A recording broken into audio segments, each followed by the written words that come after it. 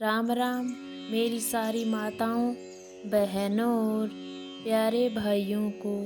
आज हम सुनेंगे उत्पन्ना एकादशी व्रत कथा। सतयुग में मूर नाम का दैत्य उत्पन्न हुआ। वह बड़ा बलवान और भयानक था। उस प्रचंड दैत्य ने इंद्र, आदित्य, वसु, वायु, अग्नि आदि सभी देवताओं को पराजित करके भगा दिया। तब इंद्र सहित सभी देवताओं ने भयभीत होकर भगवान शिव से सारा वृत्तांत कहा और बोले, हे केशवपति, मूर दैत्यों से भयभीत होकर सब देवता मृत्यु लोक में फिर रहे हैं। तब भगवान शिव ने कहा, हे देवताओं, तीनों लोकों के स्वामी, भक्तों के दुखों का नाश करने वाले भगवान विष्णु की शरण में जाओ। वे ही तुम्हारे दुखों को दूर कर सकते हैं। शिवजी के ऐसे वचन सुनकर सभी देवता क्षीर सागर में पहुँचे। वहाँ भगवान को शयन करते देख हाथ जोड़कर उनकी स्तुति करने लगे कि हे देवताओं द्वारा स्तुति करने योग्य प्रभु, आपको बारंबार नमस्कार है। देवताओं की रक्षा करने वाले मधुसूदन, आपको नमस्कार है। आप हमारी रक्षा करें।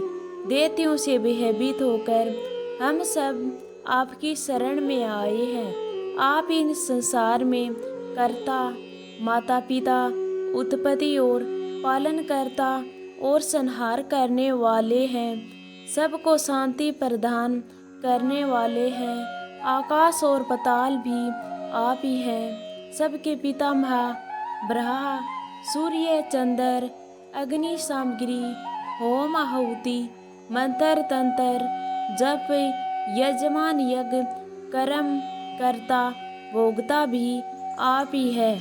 आप सर्वव्यापक हैं। आपके सिवा तीनों लोकों में चर तथा अचर कुछ भी नहीं है। हे भगवान, दैत्यों ने हमको जीतकर सर्वग से भ्रष्ट कर दिया है और हम सब देवता इधर उधर भागे भागे फिर रहे हैं। आप उन दैत्यों से हम सबकी रक्षा करें।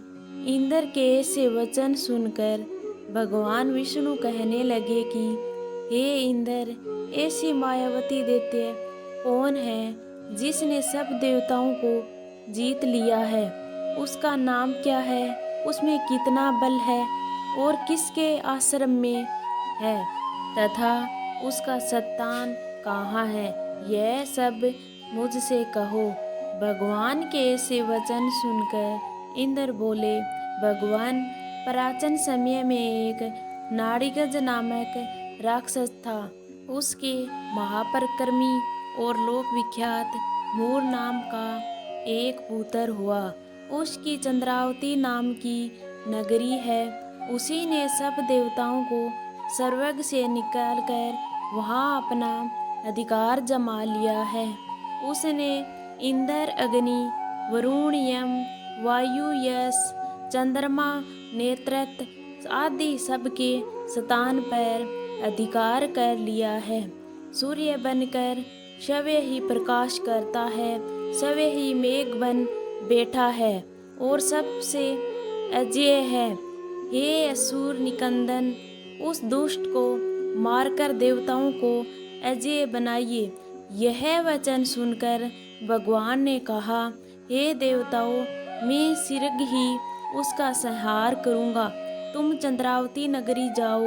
इस प्रकार कहकर भगवान सहित सभी देवताओं ने चंद्रावती नगरी की ओर प्रस्थान किया। उस समय दैत्य मूर सेना सहित युद्ध भूमि में गरज रहा था। उसकी भयानक गर्जना सुनकर सभी देवता भय के मारे चारों दिशाओं में भागने लगे। जब सभी भगवान रणभूमि में आए तो दैत्य उन पर भी अस्त्र शस्त्र आयुध लेकर दौड़े। भगवान ने उन्हें सर्प के समान अपने प्राणों से बींध डाला। बहुत से दैत्य मारे गए, लेकिन मूर बचा रहा। वह अविचल भाव से भगवान के साथ युद्ध करता रहा। भगवान जो भी तीक्ष्ण बाण चलाते वह उसके लिए कुशप सिद्ध होता। उसका शरीर छिन्न भिन्न हो गया, किंतु वह लगातार युद्ध करता रहा। दोनों के बीच मल्लयुद्ध भी हुआ। 10,000 वर्ष तक उसका युद्ध चलता रहा, किंतु मूर नहीं हारा। थक कर भगवान बद्रिकाश्रम चले गए। वहाँ हेमवती नामक सुंदर गुफा थी। उसमें विश्राम करने के लिए भगवान उसके अंदर प्रवेश कर गए। यह गुफा 12 योजना लंबी थी और उसका एक ही द्वार था। विष्णु भगवान यहाँ योग निद्रा की गोद में सो गए। मोर भी पीछे पीछे आ गया और भगवान को सोया देखकर मारने को उद्यत हुआ। तभी भगवान के शरीर से उज्जवल कांतिमय रूप वाली आप उत्पन्ना एकादशी के नाम से पूजित होगी। आपके भगत वही होंगे जो मेरे होंगे। दोस्तों, इसी प्रकार उत्पन्ना एकादशी मनाई जाती है। अगर कहानी पसंद आई है तो वीडियो को लाइक, कमेंट और चैनल को सब्सक्राइब जरूर कर देना।